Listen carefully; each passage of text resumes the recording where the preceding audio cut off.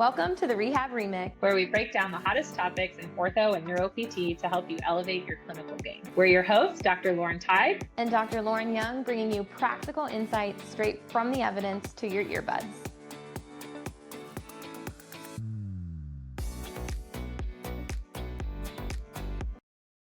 You know what time it is? The mic is on, the vibes are right, and we're diving back in. This is where research meets real life and voices from the field bring it all into focus. Put your headphones on. It's time to remix. Hi, everybody. Happy New Year. We are so excited to be back with you all. We are officially in January 2020, New Year, and we're going to kick things off just kind of recapping what we really want to see going into this new year. So, Dr. Young, how are you feeling as we move into the new year? Yeah, I don't know that we've ever talked about the origin story of this podcast, which, Dr. Tighe and I, we teach together and we don't ever overlap when we're at lab immersion or really in any of the classes that we teach. So I got this Instagram message of like, hey, we should start a podcast. And I was so overwhelmed. And I was like, I can't add something else to my plate. And then we just kept like, we need to do this. We need to do this. So that's where the Rehab Remix was born. So I think looking into 2026, we do have to take a little look back at 2025. We put out 19 episodes, almost an episode a week for close to 6 months. And we weren't really prepared to do that, but we found that talking to everyone who listens and on Instagram and social media and the connections that we made with our guests and just the brilliance that they brought to the show really sparked our curiosity and interest to keep this going. So I'm feeling very excited about 2026. I feel like we somewhat know what we're doing now when we're like, anybody will Keyword give us somewhat. a microphone. What's happening? Don't give anybody access to Spotify for podcasts. Oh my gosh. Yeah. Like you just show up and here we are. But we're so thankful for all of you who have tuned in and who are ready. I really think that our plan, we took the month of December off to do some planning and to do some other things. And I really think that 2026 is going to be intentional and it's built for you. It's built for our listeners. It's built from the gaps that we've seen in healthcare. And I think that kind of brings us into a topic of like, everybody's like, oh, the holidays. The holidays are really trying on healthcare professionals. And obviously not maybe across the board, not everyone experiences this, but Dr. Tighe, kind of give your perspective of healthcare and holidays, and I'll leave it at that. Yeah. So, as a healthcare professional, we didn't really get into that profession that gives you a 2-week break, originally. Now that we've moved into academia, it's a little bit different, but we also own our own businesses. So it's kind of like this, you can make your own schedule. But prior to that, like as a physical therapist, like you only got a couple days off for Christmas. And the day after Christmas, you had to take basically Christmas Eve off, and then you go right back to work. And so I feel like the holidays can be, to use the word that Dr. Young used, trying for healthcare workers because you really don't get a break. Just because it's the holidays doesn't mean people stop getting sick, stop getting hurt. In fact, a lot of those things tend to ramp up around the holidays. And so that can become really, really tiresome to an already burnt out or already almost burnt out healthcare worker. And so going into the new year feeling refreshed, unless you have a lot of PTO that you were able to use on that holiday break for the last 2 weeks, we're not really walking into the new year feeling refreshed, a lot of us as full-time healthcare workers. Thankfully, Dr. Young and I have created a space for us individually with our businesses and moving into higher education where we have more flexibility and we're able to do that. But most healthcare workers who are still working in direct patient care are not. And so I think it's really important for us to recognize that, also thank all of our healthcare workers who worked throughout the holidays and maybe didn't get to spend as much time with their loved ones as the rest of us did, and also give them some grace going into the new year. Because although all of us want to go in with this fresh mindset, feeling refreshed, feeling really, really bright eyed and bushy tailed, if you will, that's not always the case, especially for our healthcare workers. So I think that is just something to go along with what Dr. Young said, being intentional about how we are interacting with our patients and how, as a patient, you're interacting with your clinicians. And it's interesting because I pick a word every year for each year, like what I really want to focus on. And my word for this year was intentional or intention. And so I think that really aligns. And Dr. Young didn't know that. And I think that really aligns with everything we have upcoming for you all this year. We are so excited to head into the new year for the Rehab Remix. We have so many exciting guests already lined up for this podcast, and we have so many exciting things to share with you coming in this 2020 year. So before we get started today, Dr. Young, is there anything else that you want to share with us before we talk about our first topic of the new year? Yeah, I just wanted to say, in the first like 3 to 4 months of the year, we are planning to start a cohort that allows you to do what we've done. It's going to be called the Revenue Remix, and it's how to start a business that's really a side hustle because we see over and over again, we hear over and over again these stories of clinicians who are burned out, who need another option, who are tired of working weekends so they can pay their student loans and need a way that they can increase their income. So that's something that we have coming for you. We also know that coming as a new early career clinician,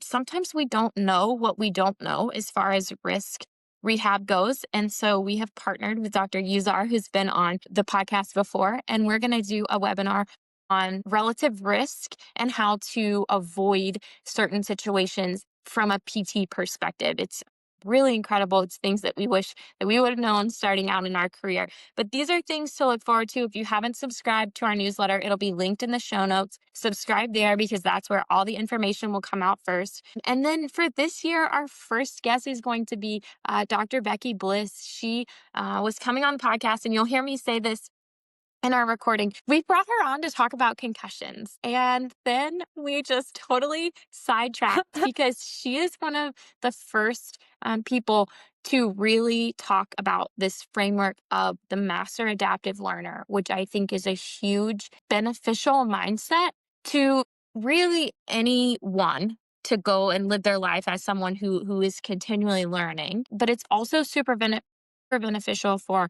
DPT students as well as clinicians as they move into the field to kind of check that burnout, be able to problem solve. So, Dr. Tighe, if you want to take us through maybe what is a master adaptive learner, and then we can go from there. Yeah. So when we think about the adaptive learner and then this concept of master adaptive learning, we are thinking of an individual who is self driven. So they're able to self regulate, self schedule, self organize, again, self driven, and uses this process of metacognition to continue to stay curious, continue to develop an expertise, continue to learn and solve problems, but also utilize that process in an evolving environment. So whether that is switching to a hybrid program or whether that is, continuing to maintain this mindset when their environment changes, maybe something's changing at home or maybe something's changing in their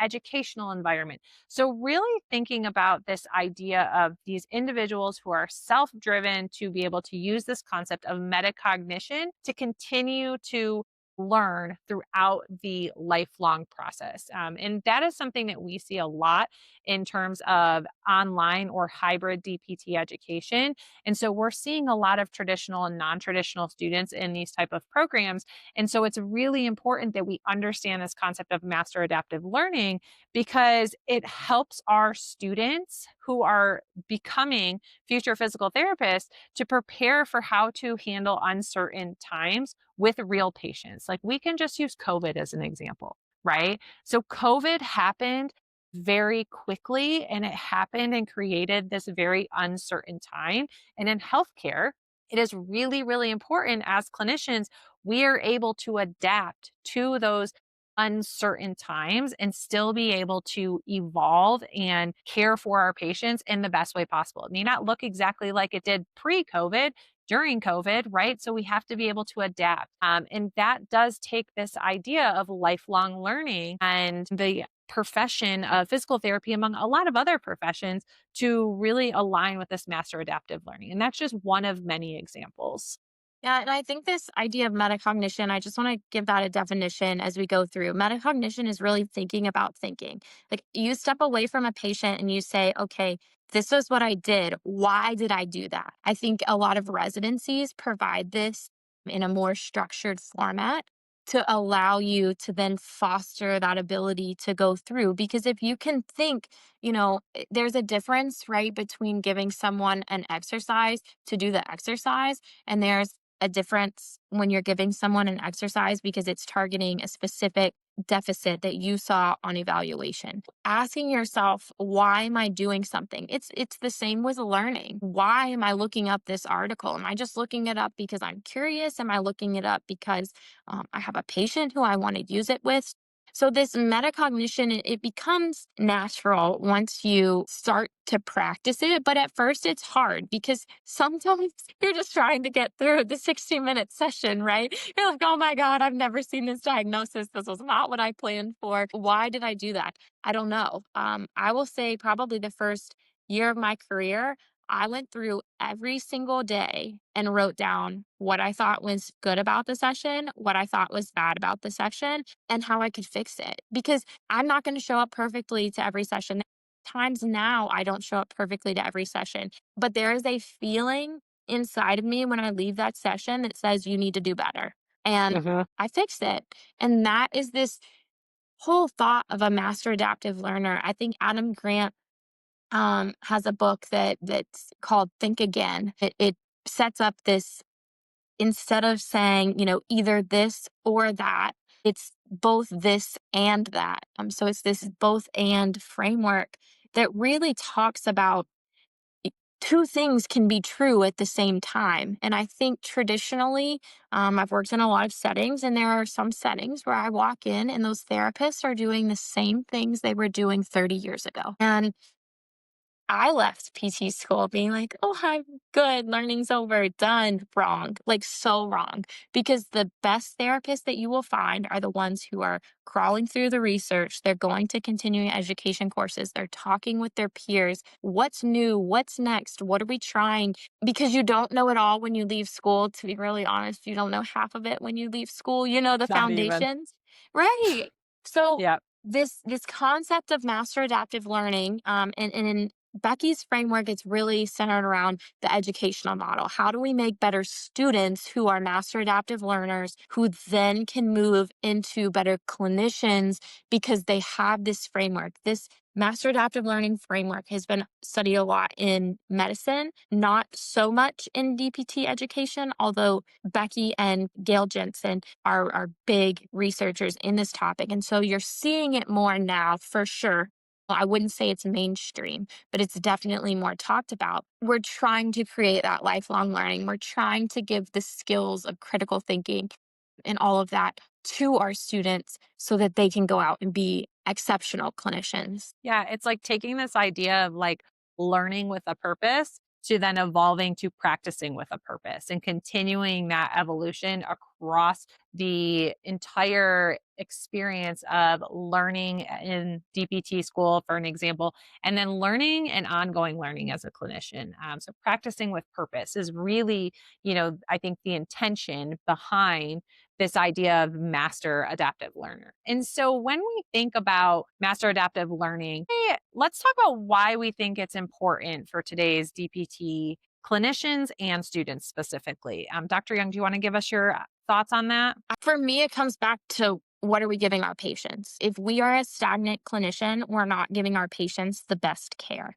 And it starts in education, right? Ideally, it would start in college during undergrad, but we're not seeing that.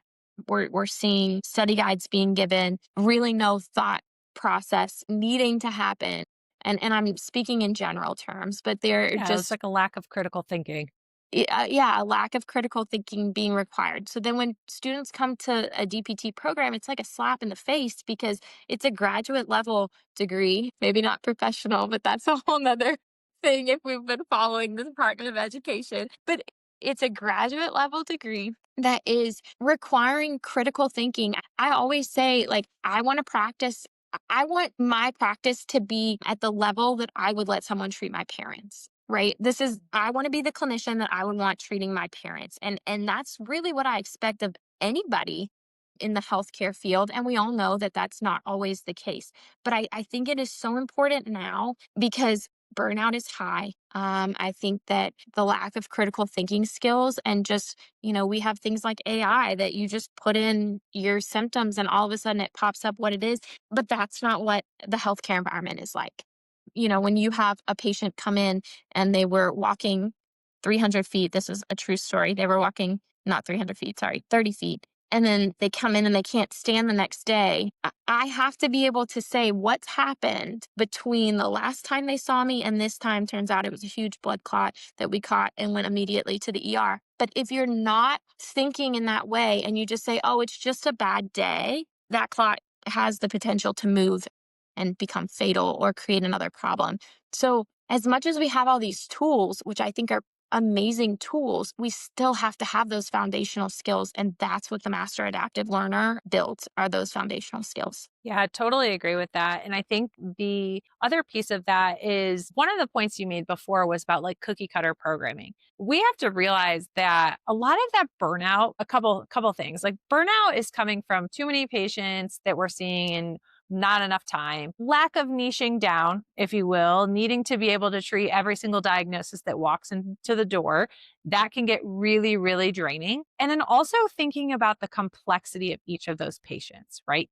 So we have to really be able to continue to stay curious and continue to evolve and continue to reflect on why something is happening or why the observations that you're making are there. And that is relative to the complexity of the patient because those cookie cutter programs aren't cutting it because your patients, whether they have the same diagnosis on paper, they're going to present completely different. And especially in the populations that Dr. Young and I work in, with the neuro population and then pediatrics, specifically when I think about pediatric orthopedic patients, like we are seeing so many kids treated like small adults. And that is just not it. And the reality is in education, and I am in education, right? We're basically handed this framework as students to say, hey, this is the information for adult orthopedics, just adjust as needed for kids.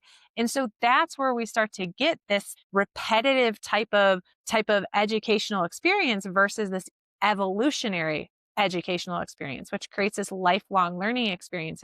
And the second you kind of make that switch and you start to realize that, like Dr. Young said, it's not just what you learn in PT school. That is the basis of your framework. You will continue to learn every single moment, every single minute, every single year, every decade that you are in the profession. And if you are not evolving in those moments, then you're staying stagnant. And guess what? Your outcomes are probably staying stagnant as well. So I think that's just something to really think about in terms of, just being in any profession, really. Like you should always want to be 1% better every single day, no matter what you're doing. And I think that really is part of the purpose behind this master adaptive learning concept. I think our conversation with Becky is, gosh, it's awesome. I can't wait for everybody to hear it. And I think, for us as PTs ourselves, I think what we could focus on now is thinking about how can DPT programs intentionally work in this master adaptive learning process. What are your thoughts on that, Dr. Young? I think it's, again, goes back to that word intention. I think it has to be intentional, and I think everyone has to do it. And we kind of cover that on the show. You can't have one professor who is all in on this master adaptive learning and then another one who is just handing out study guides. As Becky says, it's the easy button. Here's what you need to know for the exam, move on. We're not fostering that. So I think it takes whole host of individuals and a system who is willing to make this change and to really invest in some of these things. But I also think that it's important for our students to seek this out. If you're seeing like, oh, I'm not quite getting that, go sit down with that professor, have a conversation, learn something. You become the master adaptive learner if it's not provided in your environment. You provide what you need and they can help because they have the experience and they're probably doing some of this on their own. Like they're being your professors are probably doing this. That's why they got to the level that they got to. But sometimes it's harder to implement than one would imagine for a myriad of reasons. I guess closing thoughts here is if you're going to niche down, like Dr. Tighe said, on something that maybe isn't taught in school. Pediatrics is pediatrics, it's babies, right? That's what we're taught in school. But then there's like a whole 16 other years that happen until someone's not considered pediatric. You have to be a master adaptive learner because you're not going to learn everything that you need to know in school. Same thing with neuro. It's so broad. You get the basis of diagnosis and then you read a chart and you're like, I've never heard of this before. It's time to go research. It's time to go learn. So being a generalist, I would hope people still have that master adaptive learning mindset of I want to grow, I want to be the best. But it is especially important if you are moving into a niche that maybe isn't covered. Oncology is another one that comes to mind pretty quickly, pelvic floor. You're not going to leave school with all of the information you need. So you're going to have to continue that learning. So just kind of a closing thought. We are so excited for you to listen to this episode. We will have it out next Tuesday, and we're happy to be back. See you next time. Be sure to sign up for our newsletter linked in the show notes. You can find me, Dr. Young, on Instagram at NeuroElitePT. And Dr. Tighe, where can they find you? On Instagram as well at LTigheDPT. Thanks for tuning in to the Rehab Remix, where you listen in and level up. We'll see you next time.